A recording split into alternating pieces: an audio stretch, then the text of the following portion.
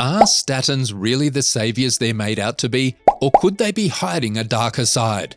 Warning, I am about to reveal the dark side of statins your doctor may not tell you about. Let's uncover the truth about statins and explore the best natural alternatives to lower your LDL. Cholesterol is a topic that often comes up when we are talking about our health. However, it is not as straightforward as you might think. The good news? Well, you are in the right place, as today we will be discussing what is high cholesterol, how to understand your numbers, and then the best ways to gain control over it. Be sure to stay tuned to the end, since I will be sharing the top 7 foods that can help you lower your LDL cholesterol, which is commonly known as the bad cholesterol. First of all, let's talk about cholesterol. You might have heard it described as a waxy, fatty steroid. Well, it's true. This stuff comes from the food you munch on and also gets made in your body, mainly hanging out in your liver. Now, why does your body bother with cholesterol? Well, it is responsible for doing some important jobs. For starters, it helps make cells, keep those sex hormones balanced, aids in digestion, and even helps your body turn sunlight into vitamin D. So yeah, it's pretty useful. But here's the thing about cholesterol. It travels around in your bloodstream, and sometimes a type called LDL cholesterol can cause trouble. It can team up with other substances and form those pesky things called plaques. Think of these plaques as thick, hard deposits that decide to set up camp on the walls of your arteries, making it tough for blood to flow freely. Now here's where it gets serious. Those plaques can break off and float around in your bloodstream. And when that happens, it's bad news because they can trigger blood clots. And if one of those clots decides to go on a journey to your brain, they can cause a stroke. And that's not something you want to happen, right? So it's essential to keep an eye on your cholesterol levels and take care of your heart health. Now, when you receive your blood test results and see a total cholesterol level, it's important to understand what this actually means. Cholesterol isn't free floating in your blood. It doesn't dissolve in water due to its fatty nature. Instead, what's measured is a cholesterol transported within proteins, primarily within 2 types, HDL and LDL. To simplify, your total cholesterol reading combines the amount of food in both HDL and LDL. HDL is often called good cholesterol because it transports cholesterol from your arteries or cells back to your liver for processing. On the other hand, LDL is labeled as bad because it carries cholesterol from the liver to cells and arteries. So why is LDL labeled as bad? Well, high levels of LDL can cause problems with your heart health. However, it's essential to know that not all LDL cholesterol is the same. And this distinction is crucial for understanding your risk for heart problems. Unfortunately, when testing for cholesterol, doctors typically measure LDL but may not delve into the specifics of LDL types.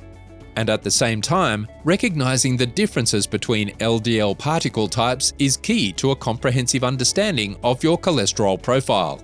An advanced lipid profile test, which measures LDLP, particle number and size, can provide this insight. Now let me make it simple for you. LDL particles are essentially carriers of cholesterol. They require a protein capsule to transport it through the bloodstream. And then there are 2 main sizes of LDL particles, large buoyant ones, known as pattern A, and small dense ones. The large buoyant particles are like big fluffy balls that easily float through your blood, while the small dense particles are more likely to wedge into the artery walls. These small particles basically pose a greater risk for heart disease. If the LDL particles are smaller and denser, they are more adept at penetrating the arterial lining, which is only about the thickness of a single cell. This characteristic makes them more problematic in terms of contributing to heart disease.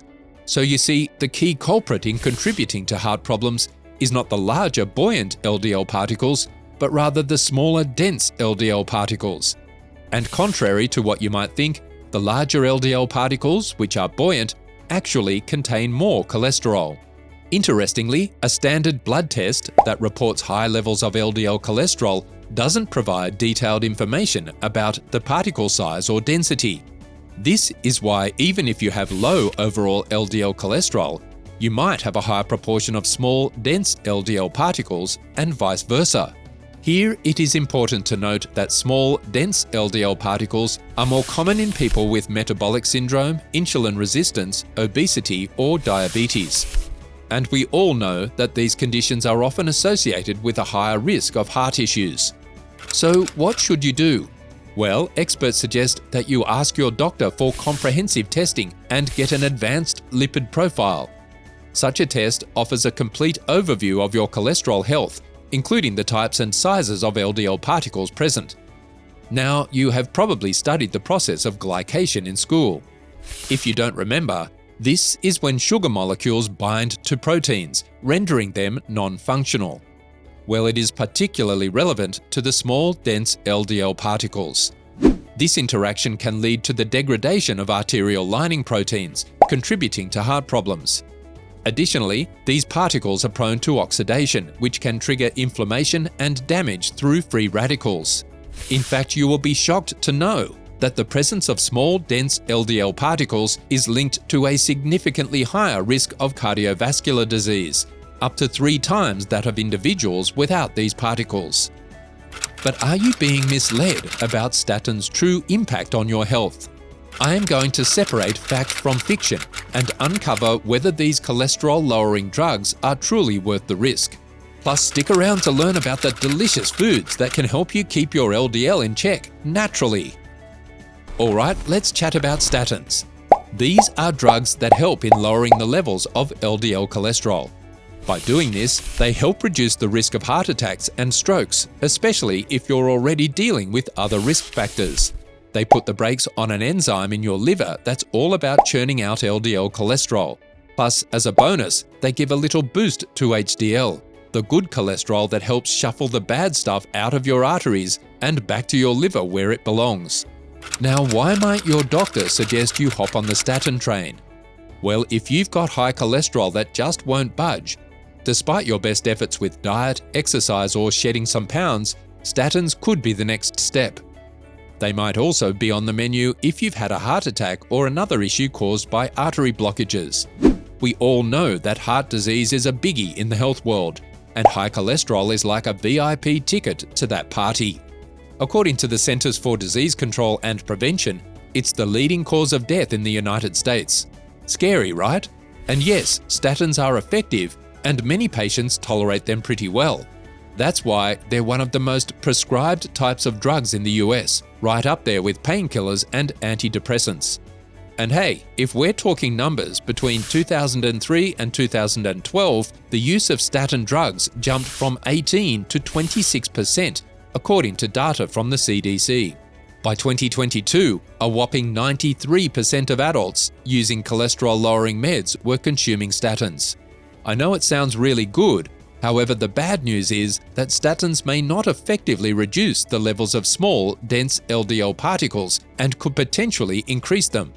This highlights the necessity of adopting dietary and lifestyle changes to specifically address the small, dense LDL particles. Having said that, let's talk about the side effects of statins. First up, muscle pain and damage. This is a common problem among statin users. You might feel it as soreness, tiredness, or weakness in your muscles. Sometimes it's just a minor annoyance, but other times it can be so severe that it will make your day-to-day activities harder. And then there's liver damage. Sometimes statins can mess with the enzymes in your liver, signaling inflammation. And if things get serious, you might need to switch to a different statin. Now, on to blood sugar. Taking statins could increase your blood sugar levels, possibly leading to type 2 diabetes. The risk isn't huge, but it's significant enough that the FDA thought it was worth a warning. And let's not forget the brain. The FDA has warned about memory loss or confusion while on statins. But these side effects tend to vanish once you stop the meds. Plus, if you're pregnant, nursing, or dealing with active liver issues, statins aren't for you.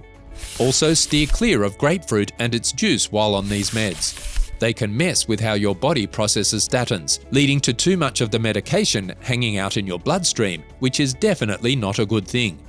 So if you notice anything unusual while on statins, like extreme fatigue, upper stomach pain, or memory fog, don't hesitate to reach out to your healthcare team.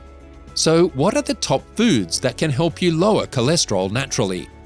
Well, specific foods and dietary patterns can influence the type and amount of cholesterol in the blood. You see, dietary choices play a critical role, particularly for people with genetically high cholesterol. Now, first up on our list is extra virgin olive oil.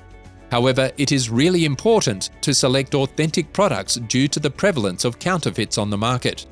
And keep in mind that studies have proven the health benefits of genuine extra virgin olive oil. The next food is avocados. Well, these creamy fruits are beneficial for managing your small, dense LDL levels. Similarly, omega-3 rich oils like cod liver oil or other fish oils play a significant role, especially the EPA component, known for its cholesterol-lowering effects. Pistachios are next on our list. They offer several health benefits, including the reduction of small, dense LDL particles. And then we have dark chocolate, particularly varieties without added sugar, which also contributes to this effect. Likewise, almonds are effective in lowering these harmful lipoproteins. Walnuts round out the list. They provide support against bad cholesterol. Another noteworthy mention is niacin, a vitamin that not only transitions LDL from small dense to large buoyant forms, but also moderately reduces LDL cholesterol levels. But it's not all about food. Physical activity is another essential strategy for decreasing small dense LDL cholesterol. If you are facing more persistent cholesterol issues, you should consider bile salt supplements like TUDCA. And if you are considering a ketogenic diet, I would highly suggest that you moderate fat intake rather than eliminate it. You should focus on healthy fats like those from fish oils rather than saturated fats found in some ketogenic snacks. And at the same time, it is vital to understand the negative impact of sugar, especially fructose, and refined carbohydrates on cholesterol levels. These foods can exacerbate cholesterol-related health issues, so you should basically avoid processed sugars and focus on nutrient-rich foods if you really want to improve your cholesterol profile and overall well-being. We hope you found this video helpful. Thanks for tuning in, and here are some additional topics you may be interested in on our channel. And remember to subscribe to stay up to date on our latest content.